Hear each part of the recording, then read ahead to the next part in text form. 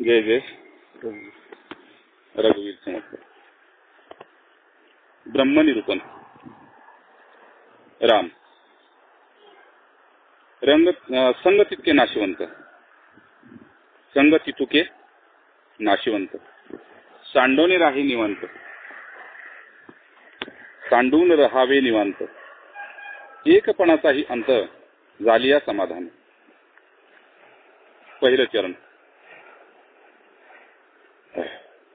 समर्थ म्हणतात मना सर्व संघाशी सोडून राहील. मग जो सर्व संघ सोडतो त्याचा एक संघ राहतो, आणि तो कुठला? तो स्वतःचा. तो संघ स्वतःचा. सर्व संघ सोडतो पण स्वतःचा संघ सोडत नाही. म्हणजे गुरुदेवांच्या बाबतीत म्हणते की अशा ठिकाणी जा की जिथं कोणी तुला पाहणार नाही, आणि तिथंही या कबुतराला मारून ये. तर हा तिथं गेला जिथं कोणी नाही तिथं, पण तिथं तो स्वतः असल्यामुळे स्वतः त्या कबुतराकडे पाहत होता. आणि तिथं तिथं गुरुना येऊन सांगितलं की मी सगळीकडे गेलो पण तिथे कुठे ना कोणी आहेच. कोण आहे तिथं? कोण आहे? तर म्हटले मीच होतो. मग ह्या मीचा नाश कर म्हटले. संग तितुके नाशिवंत, सांडोनी राहावी निवांत, एकपणाचाही अंत झालिया समाधान.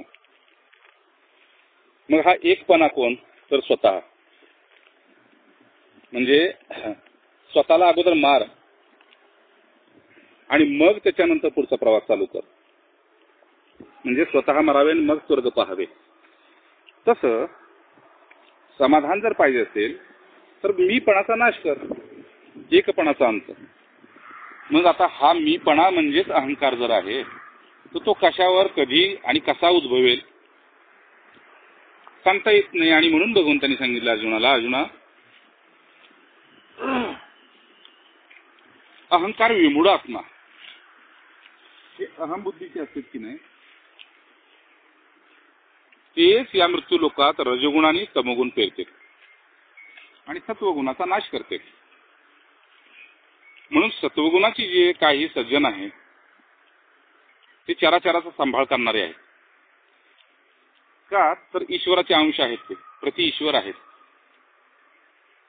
आणि सगुण रूपात आहेत. आणि म्हणून सत्पुरुषांचं सांगणं असं की पहिल्यांदा तुम्ही त्यांच्या संगतीत राहून भजन करा, मार्ग घ्या, आणि कुठपर्यंत जाताय तिथपर्यंत जा. आणि शेवटी तुम्हाला वाटेल की आता आपलं पोचणं अशक्य आहे, तेव्हा पुन्हा त्यांचा संग करा. त्यांचा संग झाल्यानंतर तुमचा एकपणाचा अंत झालेल्याची तुम्हाला प्रचिती येईल. म्हणजे तुमची देहबुद्धी गेलेल्याची तुम्हाला प्रचिती येईल. का बरं? एकपणाचा उमस काढिता त्रिपुटी सावकाश होत आहे म्हणून ध्यास एकपणाचा नसे. म्हणजे आपली जी देहबुद्धी आहे ती त्रिपुटीच्या बाहेर पडत नाही, नाही का? ती त्रिपुटी काय आहे? ती आहेच की जागृत स्वप्न सुषुप्ती, ही त्रिपुटी आहे, नाही का? ती याच्या बाहेर पडत नाही. पण काढिता त्रिपुटी सावकाश म्हणजे या त्रिपुटीच्या बाहेर पडायचं जर असेल तर गुणांचा आश्रय सोडावा लागतो. ते 3 गुण आहेत की नाही, ही त्रिपुटीच आहे. म्हणजे स्थूल, सूक्ष्म आणि कारण, ही त्रिपुटीच आहे. याच्या बाहेर पडावं लागतं आपल्याला. आणि ते बाहेर पडणं आपल्याला माहित नसतं, आपल्याला आत शिरणं माहित असतं. म्हणून होत आहे म्हणून ध्यास एकपणाचा नसेल. आपल्याला बाहेर पडायचं माहित आहे, पण सर्वातून बाहेर पडल्यानंतर आपण आपल्यातून बाहेर पडत नाही, आणि ती उणीव आपल्यात तशी राहते.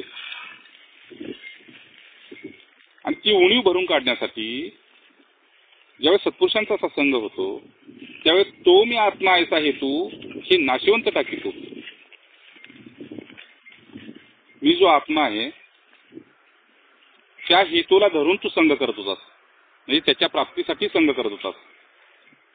पण संग करता करता आत्मा राहिला बाजूला आणि नाशिवंत जे काय आहे तेच धरून बसलास.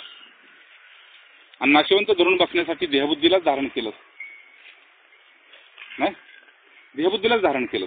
आणि त्या देहबुद्धीनं काय केलं, त्या देहबुद्धीनं स्वरूप लोक गमावलं. आणि म्हणून स्वरूप लोक जर तुला गमवायचं नसेल तर तो मी आत्मा ऐसा हेतू, तो मी आत्मा ऐसा हेतू,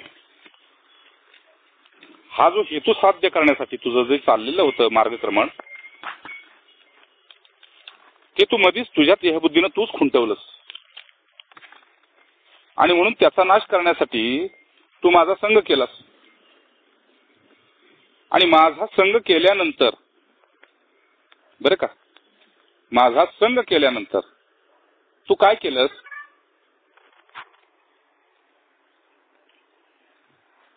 तू काय केलंस, फक्त संग केला.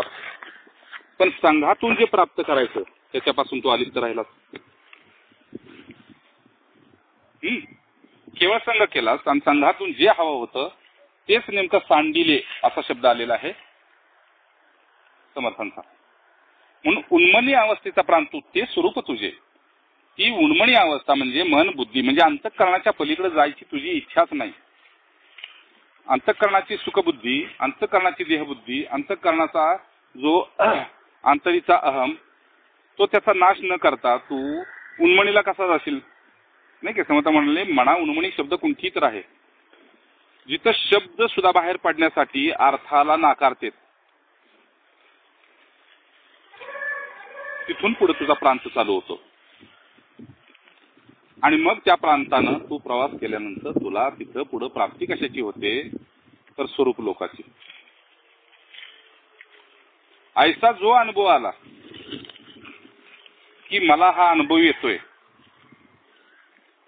आणि त्याच्यात मी मस्त राहतोय, आता मला कशाची आवश्यकता नाही, असं ज्या ज्या वेळेस साधकाला वाटतं, ज्या ज्या वेळेस साधकाला वाटतं त्या त्यावेळेस तो साधक त्या सत्पुरुषांच्या पासून खूप खूप काही गमवतो असं म्हणते. कसं गमवतो पुढे सांगते, म्हणले ऐसा जो अनुभव आला तो नाशिवंतामध्येच आला, तोही नाशिवंतामध्ये आला, पण अनुभवा वेगळा राहिला तो आत्मा. ज्याला अनुभव येतो तो आत्मा आहे, अनुभव आत्मा नव्हे. म्हणून अनुभव हा प्रांत द्वैतातला आहे, स्वरूप लोकीचा नाही. स्वरूप लोकीच्या विश्रांतीमध्ये त्रिपुटी संपते, त्रिपुटी संपते, साक्षी भाव संपतो, उन्मनी अवस्था जाते. म्हणून ऐसा जो अनुभव आला तोही नाशिवंतामध्ये आला, अनुभवा वेगळा राहिला तो आत्मा.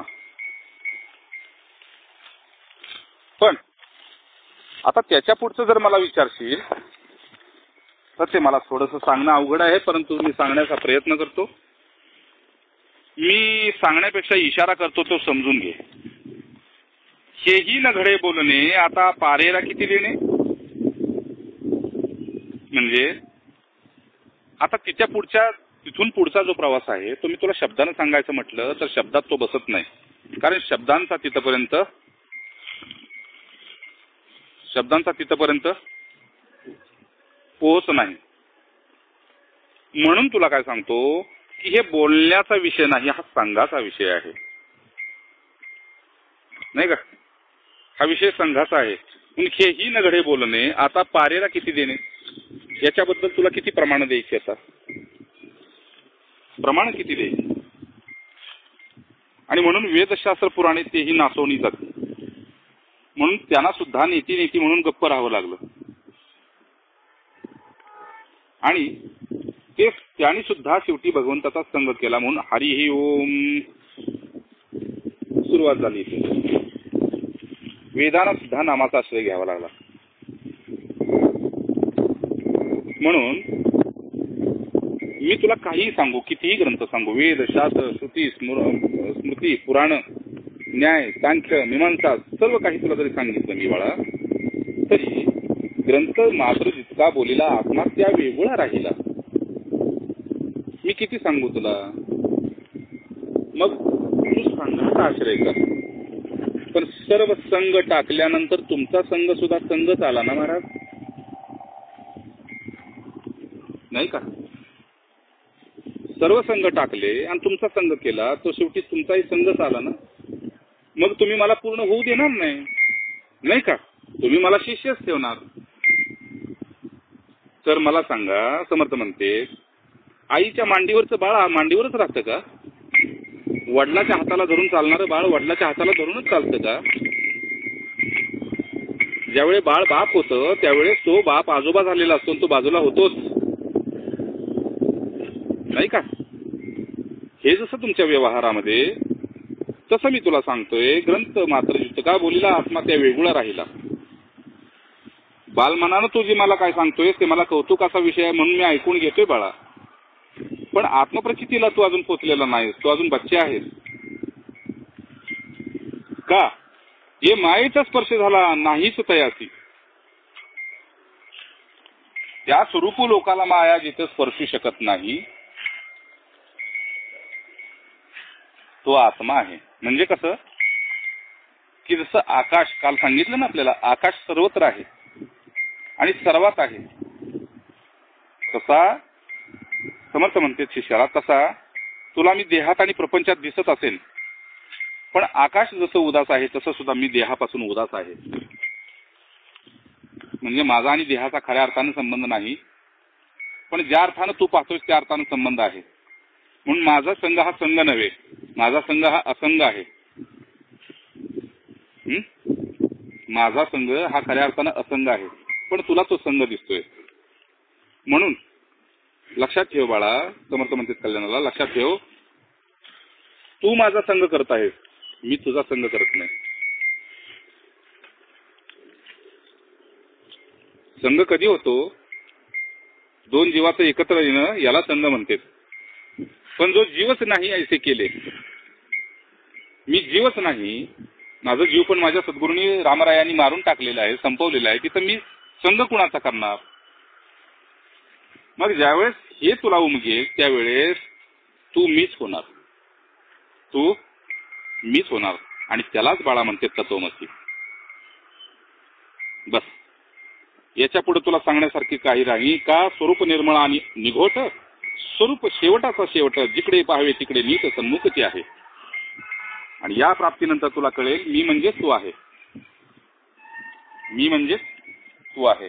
कारण स्वरूप निर्मळ आहे, निघोट आहे, म्हणजे त्याचा कोणी घोट घेऊ शकत नाही, तो सर्वांचा घोट घेतो. म्हणजे काळाचा नाश कोणी करू शकत नाही, काळ सर्वांचा नाश करतो. त्याप्रमाणे बाळा की गुरु कधी शिष्य होत नाही, शिष्यालाच तो गुरु करून टाकतो. का? तर गुरुचं शिष्यत्व मोडलेलं असतं आणि म्हणूनच तो गुरुत्वात असतो, गुरुतत्वात असतो. गुरुत्वात म्हणजे गुरु तत्वात असतो. आणि गुरु म्हणजे तत्व आहे, गुरु म्हणजे जीव नाही, गुरु म्हणजे संग नव्हे, गुरु म्हणजे असंग तत्व आहे. आणि या तत्वाला तू प्राप्त होशील तेव्हा मला आनंद होईल.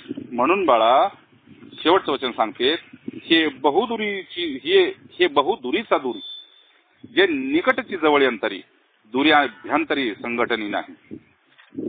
ज्यावेळी तुला हे प्राप्त होईल की नाही, त्यावेळी तू जवळ माझ्या आहेस का मी तुझ्यापासून दूर आहे, तू माझ्यापासून दूर आहेस का मी तुझ्या जवळ आहे, हे संपूर्ण द्वैत मोडेल आणि अद्वैतामध्ये तुझी स्थिती झाली की माझं कार्य संपलं आणि तुझंही कार्य संपलं.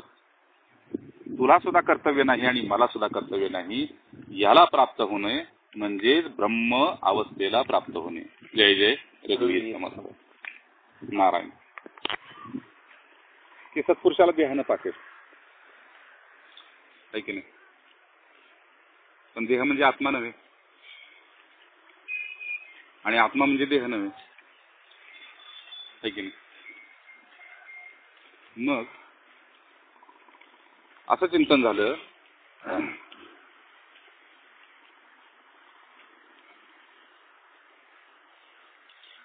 की मी शरीर मला मानतेत, मला शरीर मानतेत, पण मी शरीर नाही आणि मी शरीरात बी नाही, फक्त मला शरीर मानतेत. मी शरीर नाही आणि शरीरात बी नाही. तसं सुवर्ण म्हणतं सुवर्ण की म्हणते माझ्या पाठीमागं, माझ्या तेजाच्या पाठीमागं सगळी लागलेली आहेत, पण माझं तेज कुणी घेत नाहीत, सोनं घेते. पण मी सोनं नाही आणि अलंकार नाही. पाणी म्हणतं माझी चव कुणी घेत नाही, पाणी घेते. लाटेचा आनंद घेते. तसं ते सकाळच्या चिंतनातलं, तसं मला जन्म नाही, मला जन्म नाही, जीवन आहे. मला जन्म नाही, जीवन आहे, आणि म्हणून मला मृत्यू नाही. जन्माच्या पाठी मृत्यू आहे, जीवाच्या पाठी दुःख आहे, सुवर्णाच्या पाठी अलंकार आहे, गुरुच्या पाठी शिष्य आहे, नाही काय? पण गुरु स्वरूपाच्या पाठी कोणी नाही. आणि ते स्वरूप प्राप्त करणे म्हणजे ब्रह्म अवस्थेला प्राप्त होणे. जय जय. म्हणून कुठलाही सत्पुरुष असं म्हणत नाही माझ्या पाठी फिरा, फक्त तुम्हाला जोपर्यंत प्राप्त होत नाही तोपर्यंत तुम्हाला कसं वाटतंय तसं करा. आणि एकदा प्राप्त झालं की माझंही कार्य संपलं आणि तुमचंही कार्य संपलं. बस तिथून पुढे मग तुमचा विषय आहे की तुम्ही संघात राहायचं की असंग राहायचं. संघात राहणे बी असंगच आहे, आणि असंगात राहून स्मरणात राहणं हाही संगच आहे. पण यथेच्छेषु तथा करू, तुम्हाला जसं वाटतं तसं करा. माझं बंधन नाही. तुम्ही तुमच्या बंधनातून बाहेर पडला, अतिउत्तम. म्हणून माझं तुम्हाला बंधन नाही, तुमचंच तुम्हाला बंधन आहे. आणि तिथून बाहेर पडणं म्हणजे मुक्ती आहे. तुम्ही तुमच्या बंधनातून बाहेर पडणं ही मुक्ती आहे. संसाराचं काही बंधन नाही. संसार तुम्हाला बंधनात ठेवत नाही. संसाराला तुम्ही बंधनात ठेवण्यासाठी तुम्ही बंधनात आहात. तिथून मुक्त होणं म्हणजे खरी मुक्ती आहे. नारायण.